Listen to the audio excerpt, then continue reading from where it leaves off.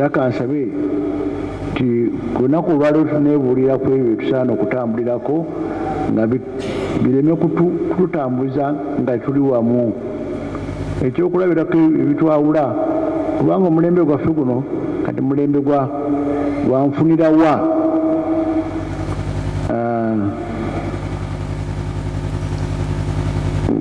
buli kantu tukafunirako akantu.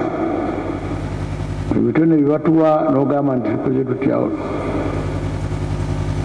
Kakati okukola wositi ya kintu kirungi nnyo, bangi batandise okukikola, era abakola emigaati n'abalala bangi balaba nti abeegomba okulaba nga wositi bazigula balaba zitunda.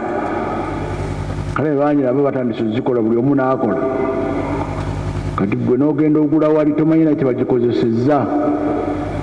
Gwe n'ogula n'otwala nti kyekirabo kino kantwalire omukulu w'ekifo oba kyenja okuteeka mu layini oba ozikolera waka. Ekyo tekikkirizibwa, era ekitongole kino kyekiwala n'okuwantereeza nti wositi entuufu zandiguliddwa wano mu Procuwa ey'Egindi ewali entereeza ey'ewositi entuufu. Mukama waffe Yesu Kristo omugaati gwajjamu okubeera ng'afuuka omukama,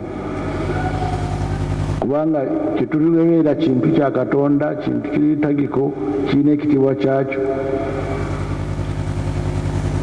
Mapeera ne banne bajja mu Uganda baamala emyezi 3 nga tebasoma mmisa kubanga tebajja na wositi ya naviini. Bandisobodde ogamba nti katukozese amatooke wano weegali oba kabalagala. Naye agamba nti tetusobola kukola kintu kikyamu n'ebirala bye tukozesa liturgia okubeera nga tufuka ssente. Abanaatimba be bano ne basaba ssente zonna ketimba liturgia tagambanga nti mulina kutimba kwekitya bwekitya. N'ebirala ebitusikiriza okwagala okufuna ku mulembe gwaffe mu kifo ky'okutendereza Katonda nga Kereziya bw'aluŋŋamya mu biseera mu budde bwa liturgia. Olwaleero nga tumutaddeewo avuunula bakiggala bategeere. Aba liturgia bakireeta nti bandibadde ne kiggala n'abavuunula, naye leero bweza baatuuse beerabidde obudde obw'okutandikirako. Bannaffe simanyi oba weebali, naye nabo mu liturgia twandibafuddeko obutaleka balala bonna bweru, kubanga mu liturgia ffenna twandibatambulira wamu. Bwe tusituka nga tusituka, bwe tuba kufukamira nga tufukamira, bwe kubanga kukuba mu ngalo nga tukuba mu ngalo, oba sikuba mu ngalo nga tukuba mu ngalo. Teri bagamba nti buli omu akola kiki nga disiko. Tutambulira wamu kubanga liturgia amateeka bwe gagamba nti kino kirina okubeerawo, naye ono akola kino oli akola kiri. Ago mateeka si mateeka matuufu. Tukuza ate Katonda ono tumwesibeko atuyambe okubeera nga twagalana nga ye Patiri Mwana ne Mwoyo Mutuukirivu bwe bali omu bwe baagalana. Tuyababatize kyekyo. Mbeebaza okujja okulamaga olwaleero tuyise mu luggi ne tujja tufuna okulamaga nga ab'ekitongole kyaffe eky'ebyentendereza. Ate era nga ffe twandibali tusinga okukola ebyengeri eno kuba ffe ekyokulabirako kyabalala bonna. Ebitongole ebyenjawulo birabira ku ffe nti bano bakoze batya, kuba ffe mu muli ogw'ebyentendereza mu Archdiocese.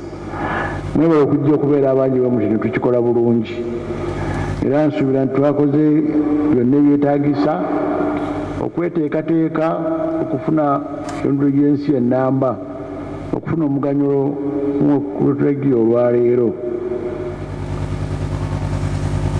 okukola ebyo byetaagisa, okwejjusa nga tubali tulina ensobi leeta mu hositi ezo tusobola zigulayo naye kikulu kugula hositi ezo mu brochure zaffe za dioceses oba mu bifo ebyogeddwako nga Pauline Sisters ne Christ King bagula mu brochure ate ne basobola tukuza bifo ebituufu.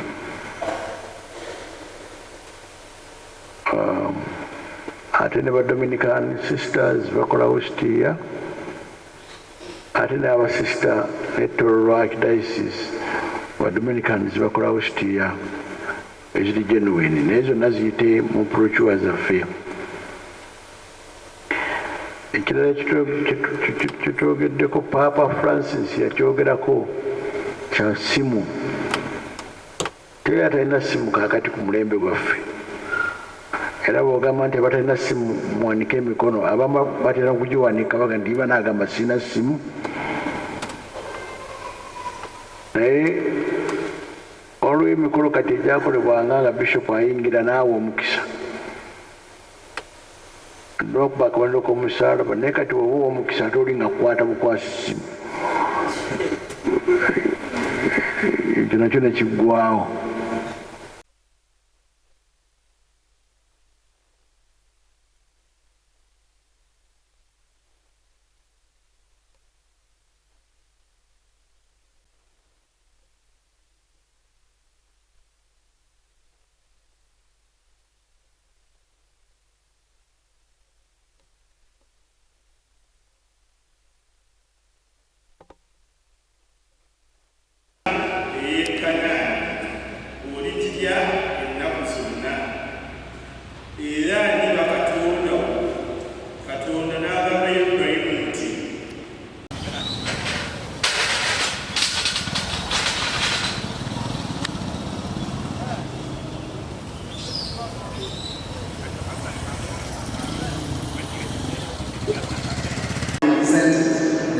And I want to thank in a special way the Executive Director of Dr. Sidney Stonewall Foundation, Madame Rose Tukwala.